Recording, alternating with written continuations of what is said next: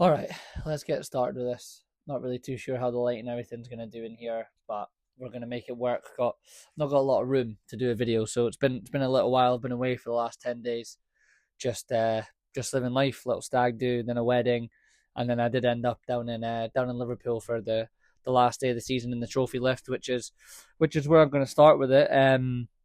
Yeah, to be totally honest, I posted some videos obviously on social media so far just about with how it looked. It was incredible. It's one of the best moments of my life to be a part of that. Yeah, it meant a lot. Probably more at the moment, just with everything going through. Obviously, me and my brother and my mum, losing my dad. It was an emotional one, but like in a good way, like in a happy way. Really, really, really enjoyed it. So glad I went down there. The scenes outside the stadium after the game were just, I don't know, words can't describe it. You see it on the telly and you see everyone climbing the Paisley gates and all in front of the cop, and yeah, just to be there and actually to kind of stand up and kind of be one of the people standing on the gates and stuff like that was just absolutely incredible. It really, really was. The energy, everyone was like positive, everyone was obviously very happy. It was just absolute scenes, and I don't think I'll ever experience that again. I think as a anyone that's a football person, watching a day out watching your team is one of the best days that you can have from a social aspect with your friends. Being in the same city as that, obviously, I don't get to do that very often at all. Being around that, going into it knowing your team are going to lift the trophy, lift the Premier League trophy, and that's the first trophy lift that Liverpool have had properly with fans for 35 years. And then obviously there was the parade too, the first parade properly with the Premier League title in 35 years. So just absolutely incredible. Just the energy of the place, the whole vibe. Like I said, the buzz around the ground. Just a little bit on the game. Watch the game in the church, just at Anfield. Me and my brother tried to get into a couple of places. You needed tickets. Didn't plan that far ahead. Kind of just winged it, and we stood in line at the church for about 45 minutes and got in, and it was absolutely brilliant. They had a massive screen on there, cash only with the bottles. Loved a bit of that. Just some glass bottles, some lukewarm glass bottles at times. But on the day like that, it really didn't matter. So watched it in there, and yeah, just on the game. First of all, I thought Palace were really good. They've obviously had a great season winning the FA Cup, and they had a bit of a bounce in their step. You could see that they still look sharp, even though I'm sure they've been partying as well. So Glazer's done a great job there. Palace winning the FA Cup is fantastic. I'm gonna do a separate video to this and look through all the leagues and the cups and talk about like how competitive leagues are and leagues aren't, and kind of go through all that stuff. So I'll dive a bit more into Palace that when I do that video. But yeah, really really fair play from them. Eze is a player. I don't imagine Eze is still gonna be there come the summer. I don't know where he's gonna go to. Maybe City if they're looking for that kind of creator. Now that De Bruyne's gone away. Um, so yeah, I can't see him staying. There's a couple of other guys. If I was United, I'd be getting Munoz in as my right wing back. Again, if you can lure him, I don't know what their situation is, but a lot of good players for Palace. Thought they were great. My brother Matthew made a really good point about Palace and with how they play in the shape and everything. And he was like, Amarin should take a look at that and see how to kind of set up in that way that he likes to play with that three at the back, like kind of 3-5-2 if you want to call it, which I thought was a really, really good point. Palace are quite solid. They're very hard to break down in that sense, but also going forwards they'll hurt you. Whereas United haven't really had that this season. So I just thought that was a good little point from my brother. Just a few things on Liverpool. Not been great really since the Spurs win, but I mean, it's been party time and everything like that, and I'm fine with that. I've enjoyed that, and it's like the games don't really feel like they mean much when you lose them, obviously, because the league's already wrapped up. But the kind of competitor side of me really wanted Liverpool to finish on 90 plus points and not to let up. So I don't know if concerned is the word about that. We've just looked a little blunt, but like I say, the boys have been in Dubai. They've been partying, they've been wherever they've been. So, like, are you going to expect them to come in and be that super sharp? And it's not like they're miles off it. It's just those little bits and pieces. I thought, Bradley was poor. He gives the ball away for the goal. But just before that, me and my brother were like, he's given the ball away 4 or 5 times already. Going forwards, his strength is those kind of like bursting underlap runs or overlapping runs. around the right hand side, and he's great in those kind of final third areas. And when picks the ball up, he can dribble and he can get you up the pitch, and he can explode past people. That's his strength. But yeah, he's gonna have to work on just being a bit better technically and being able to play out of tight situations. I think that's what we're gonna see. And obviously Frimpong looks like it's pretty much done. I don't know if it's 100% announced. Not been kind of keeping up too much on all that stuff since I've been away, but he's gonna have competition with a guy like that coming in, which I think is good, and it's really exciting. So yeah, just something that Bradley needs to work on a little bit from a Liverpool point of view. Out of the players that were down there, when I was down there, and out of the players that the fans were all singing for, a lot of in the boozer, I was really surprised. Like Nunes getting a lot of love. Just been that player that everyone wants it to have worked for, and it's just not. And expect to see him go in the summer, but yeah, Nunes was a popular one. Chiesa, his song was, fuck off, I'm a cop out now. His song was sung all the time. I mean, that was probably the biggest song that was sung, I think maybe alongside Jurgen Klopp's one. And Endo when he got the medal on that, got one of the loudest cheers, I would say. So they were just kind of three players I found that really interesting, like how into it the Liverpool fans were. And I think that says a lot about being a player at Liverpool. And I think sometimes when you're outside like a city and you're not fully in it, and you're not at the games, you don't necessarily see the love for those players that maybe necessarily don't always start or always really get any games at all. The big guys obviously always get the applause, and everyone knows we love them, but it was really cool to see those kind of three guys, just how popular they were. Was it was fascinating. It really was, because I mean I like all three of them too, but I didn't think it was to that extent. So yeah, that was really good. Luis Diaz again for me is someone else that there's been a lot of talk in the last year or so from Liverpool fans about getting rid of Diaz, and that he doesn't get enough goals. And I've always said I agree that, but I'd like to see him get some more goals and assists and more numbers, because I think stats wise, numbers are the most important for your attackers in terms of goals and assists. They're the ones that everyone pays attention to, but I don't know. There's not a lot of players that play like him in the modern game. Just wingers that kind of want to get the ball and dribble past some people. And I mean, I'd be giving Diaz a new contract. Like I like Gakpo. Gakpo does really well for the goal. He nods it down to Salah, but I don't know. It's just something about Diaz. There's just not many of those guys left in the game at the moment. So I really wouldn't want to take him away. Lastly, on the Liverpool players who are really good, I thought Gravenberch. I mean, obviously all season he kind of dipped a little bit in the second half of the season, but the way he turns people in the tight spaces when he gets given the ball, it's so Dutch, it's so Ajax, it feels that from that school, which I know where he's come from, but just amazing. And to have a guy that can just do that quick turn and just break the line of press, and when it's your holding midfielder, and he plays forwards really quickly as well after that. That's something Fabinho was always really good at. Yeah, he was great at winning the ball back, but Fabinho was really good at getting it and giving it forwards really quickly and finding a really good pass into your attacking player. So Gravenberch's got all of that about him, and he's obviously had a great season. But again, there's just a couple of little turns he did in that game, and everyone was like, when you're there in a boozer, everyone's like, "Oof, what a turn that was." I've watched a lot of the games this year kind of at home, being around my dad and my family, so I've not been in pubs. So it was just, Gravenberch was absolutely class in that game. Just to finish off on Liverpool, Verts, obviously someone that looks like they've been getting linked with, big fee. I'm surprised it seems to have gone as deep as it has at Liverpool. It's not typically what Liverpool do. We did Van Dijk and we did Alisson at the time, with the Coutinho money. So when they feel like it's time, they will go do it. We tried to slap 150 down in Caicedo, although I don't know how much that was more like Klopp and stuff, kind of pushing that more than kind of Michael Edwards and the data guys. Speaking of which, I've actually bought the How to Win the Premier League book by Ian Graham. It's just sat up there. You can't see it. So I'm looking forward to kind of reading that and understanding a bit more of that over the course of the summer for not just Liverpool's transfers, but all the clubs' transfers, just to see what everything's looking like. So Verts would be unbelievable. I think if we get him, he'd drop in as that 9. I really think he's gonna. That's the striker. He's gonna be like Firmino. I don't see him wanting to. I think he's fine with Szoboszlai. I think he's absolutely fine with McAllister. So I don't see him like buying someone that's going to automatically go in ahead of those guys. But maybe he will be part of 4 of those in midfielders, and he's 8 and 10, and he can obviously do that. But I can see him maybe coming in as that 9 and dropping in and getting the ball. He's been asking Jota to do that a lot, slot, and Verts will be able to pick it up in those little gaps. and be a playmaker and just be able to break teams down. And Liverpool haven't had that for a few years now, so that is extremely interesting.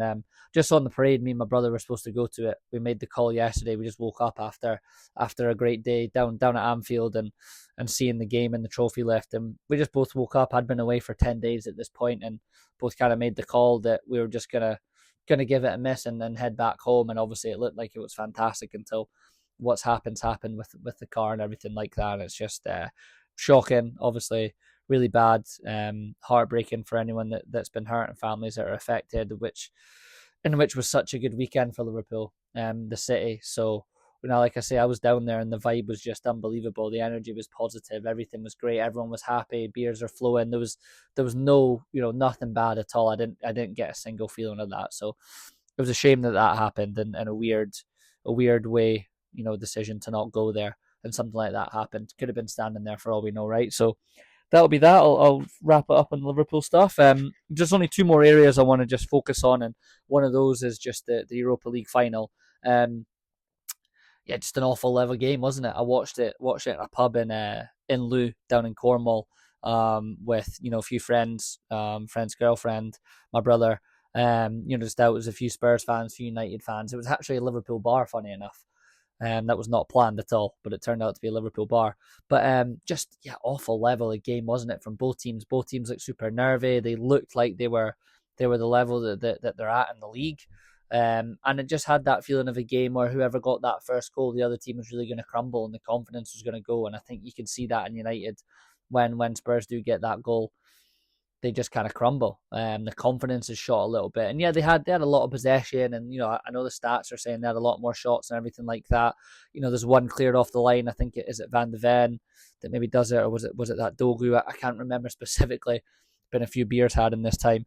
But there was a couple of little moments where fine, if those things go your way, and I think if United had got one, they would have got two. But it was just a poor game all around, and it was interesting to see Spurs soak pressure up for pretty much most of the second half, really, something that Ange hasn't done in his kind of philosophy and his way of playing at all. So it does show that he is willing to do it in the moment, and I think that's something that he's going to have to add to more next season. I don't think anyone's, thinks that his way of trying to get the ball and go forwards and be attacking is wrong.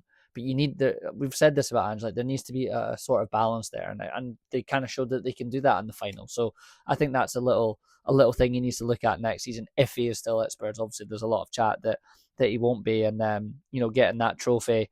I just thought before the game, I said to everyone, I was like, I hope Spurs win it. Obviously, other than being a Liverpool fan, but just so I wanted Ange to walk in with that trophy, cigar like a fucking joint or something, lit, with a beer in hand, put the trophy down, middle finger to the press. I told you I win trophies in my second season, pick it up and piss off. I would have absolutely loved that. So good that he's got to win it. He'll have a smile on his face and a bit of a fuck you to the media and everything like that, and maybe some of the fans that doubted him. And he can kind of, if he does leave, then he can say, like, I won Spurs that first trophy, and what a good 17 years. So he'll be buzzing with that. I think what else we wrote down here? Bruno did go missing. I've really complimented Bruno Fernandes this season, unfortunately, and I think he's really got himself put himself to a higher level in terms of being a leader for his team. But he went missing in that game, and I know he did play a bit deeper. And I understand he's maybe being asked to do some things by the manager in that deeper role and pick those kind of longer passes out, which he was doing to the wingers. But I don't know, like, I just felt as if he didn't get himself into that game, and that can happen. But it's a bit of a shame because, like I say, he stepped up all season. So I was really, really surprised by that he just kind of didn't get involved in the attacking sense. And again, maybe that's where he was asked to play. But surely if you're Bruno and you've got that experience, you know when to just maybe say, look, I'm stepping up 10 yards here, gaffer. We need to try and get a winner here, and I need to get myself involved. So just thought he went missing a little bit. I thought Dorgu was really good. I was sat next to Greg throughout the game, and me and him kept saying Dorgu's really good. He can go forwards, but he's got the athleticism to get back. You can see that's what Amram wants in his wing backs. I think that's what probably everybody wants in their wing backs. You need to be athletic. You need to have a good delivery. You need to be able to get back just as quickly as you get forwards. And that's why I said at the start of the video, I think like a Munoz would be a good signing for United as kind of like a right back. I think he offers that on that side. And anyone else that's maybe looking for that position. So Dorgu really impressive, and that's Amram's kind of first and only signing, I think. And I would say that one that one makes sense to me and looks like it will work. So, yeah, let's see what he does this summer. You know, looks like Cunha's going to go there. I think that's a really good signing, and of course they need him. It's just the money, 62.5 million. I mean, I'll get into this more a little bit with the boys. Going to do a full end of season podcast once the Champions League final and everything's out the way and we can look back on everything. But you know, nowadays with the rules and everything like that, yeah, that one big signing, say for 62.5 million, that's your budget. That's a lot of your budget unless you're going to get good money for guys going out. And I know that's what United will be hoping to do. But yeah, it will just be interesting. You know, I think one thing that's been a pro for them is Maguire. I think it's been really good in that shape. I think that the way that he plays with the back three suits Maguire because he feels like he's got cover. And if Maguire's just kind of asked to defend, he's actually all right, and he's not asked to play high and run back. You know, that's why he's done so well for England, because Southgate played extremely similar to that. And it suits him. And then, you know, you chuck him up top when you need that goal and you try and get it into the box, and Spurs defended it well. But, you know, I will say credit to Harry Maguire because he's had a rough last kind of 3 years there. You know, deservedly so. He's had a lot of mistakes. That comes with being a professional football player when you're going through poor form. But I would say this season in particular, the second half of the season, he stepped himself back up there and he's solidified him there in the defence. And yeah, I can't believe I'm going to say this, but I think moving forwards, if you're going to play that way, I would keep him. I would keep Harry Maguire, and I would let him play there. Like I say, I think he's good with a couple of bits of cover. You know, one thing I thought that was interesting that I did see on another podcast, I think it was on the club with that Rory Jennings. It's on TalkSport. You know, he did say, you know, if this was Southgate that had done that for United this season and had this poor season and didn't win the Europa League, would he survive the summer, and would he have even survived until the Europa League final? I thought that was interesting. Again, something else I'll dive deeper into with the boys probably on a podcast. But you know, I think it is interesting. Amarin's come from sport and he's foreign, and everyone's like, he's got to get his own players in, deserves time and his style. Like, would that be the same if it's Southgate, who would probably look to play a similar way based off what he did with England? So yeah, I think we do hammer the British coaches a lot quicker than we do the foreign coaches, don't we? The foreign coaches get a little bit of leeway in every league, in every country, you know, whether that be Scotland or England. It's just it's just the way it is. But yeah, I'd like to know everyone's thoughts on that. Like, do you think if United had Southgate, would he have even lasted to the Europa League final? And if he did, and they got beat as they did, would you expect him to be there this summer to be signing players? So United, again, I said Cunha. You know, Mbeumo looks like he's been linked. That's another good signing. Again, an area that they should look to buy in. I mean, every area, but again, that's 50 million. I'm just struggling to understand where the money comes from in this. You know, they keep saying they don't have money, they're close to the PSR rules. I don't really dive into that stuff, and nor do I really want to. It's not the side of the game I want to get into. But yeah, it's just great signing. I think someone needs to sign Mbeumo. He's had a hell of a season. He'll be someone I talk about in a few of the videos over the course of the summer. But yeah, just 62 and then 50 on Mbeumo. Like, I don't know if that's where you really want to go for. Yeah, I think that's it in terms of the Europa League. Like, I can't really think of any good performances for Spurs individually. I think Van de Ven was quite good off the top of my head. I think that Dago or Dogu, I'm really sorry on the name. Again, I was pretty pissed for the last kind of 10 days. But, you know, he had a good game when he came on. I've seen he started at the weekend against Brighton. But for that, for Spurs, I don't think anybody stood out at all. Son just doesn't look like the same player when he came on. Obviously, they were missing Madison, Kuleveski. Those are kind of their standout players. But they get the win. They scraped through it. They got it. And then, you know, that kind of leads into Spurs obviously getting Champions League, which gives England six teams. You know, you've got Liverpool in there for winning the title, Arsenal second, City third, Chelsea came fourth, and then Newcastle kind of snuck in just with the fact that United beat Villa in the fifth spot. You know, Maresca's comments were interesting about Chelsea, you know, about the young squad and basically telling everyone to fuck off, like we've done it, and you know, everyone can doubt us now. And I've seen the celebrations of Chelsea, and I've been in loads of positions and loads of times in Liverpool where we've scraped a Champions League place in, and I'm not going to lie, I've definitely been excited and I've been very, very happy. And maybe I'm wrong, I could go back and look. I'm just thinking off the top of my head, just the videos, if you looked at the Chelsea dressing room, it looked like they won the league, and I'm not trying to be one of those celebration police, but they were buzzing with it. And I guess if that's been their target and their objective from the beginning of the season, then they've achieved that, right? And they'll look to make that next step and maybe try and challenge higher up the league and not just be a Champions League team. But that's huge for them.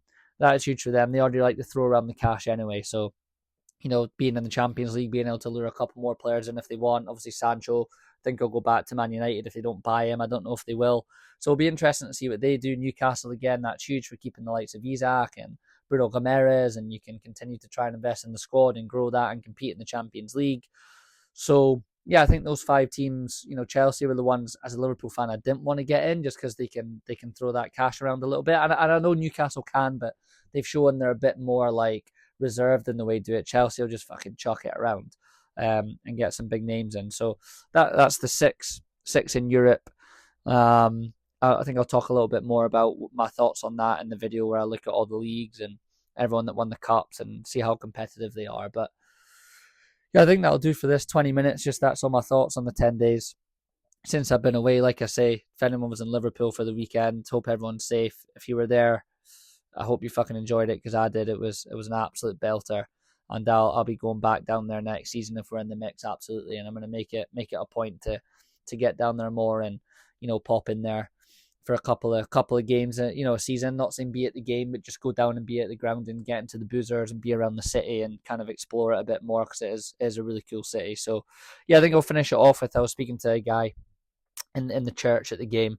Apologies, mate, can't remember your name. Again, a few beers deep, but we're having a conversation, and his boy was there with his pals, and his son was about 20, and we got to talking, and he was telling me that his ex-wife, his lad's mum, they kind of fell out because he was younger and he works away. So when he used to come home, he was Liverpool home and away as well. So he was basically all away, and he didn't really care. And he used to go to the games and used to try and explain it to her, and she didn't get it. And he admitted himself he didn't really get the balance right on that relationship and the football. But he said that now, it's kind of his new girlfriend's understanding of it. He does balance it a little bit better. And, he kind of asked me if I go down a lot and, how often am I down there and what's my story and connection to Liverpool. Because he, I was from Glasgow, from Edinburgh. I just kind of told him about my dad and his passing, and, he gave me this massive handshake, big hug. And he said, look, man, like, that's what I've always tried to say to people. That is what it's about. Like, yeah, we go out in the piss and you have a few ales and you get a bit steaming and you're with a bunch of lads and it's football and it looks a bit laddie and a bit rowdy. But, he said he's here with his son. They're going to get to see the trophy lifted together. They both love Liverpool. They're from there, the city. They go to every game. They've got a season ticket. So, and he just said that's what it's all about, and that is what football's all about, and that's what sport's all about. And it can mean a hell of a lot more than just watching people kick a ball around on the pitch. And I know there's a lot of people that don't get it, just as I don't get cricket, or I don't get rugby, or people that are into, I don't watch the Olympics, right? Like, I don't get that stuff, and that's fine. Everybody's different. But that conversation with that guy kind of really summed everything up, and I thought he summed it up really well. That is what it's about. It's about family. It's about friends. It's about being around them for the moments. It's experiencing the highs and it's experiencing the lows, and kind of all going through it together. So yeah, I think I'll wrap it up with that. More of these breakdowns coming across the summer, getting ready for the subscription service. Got a lot of ideas. Going to start putting content out on that and explaining what that is. So if you're listening all the way to the end, as always, I do appreciate it. And have a good one until the next video. Peace.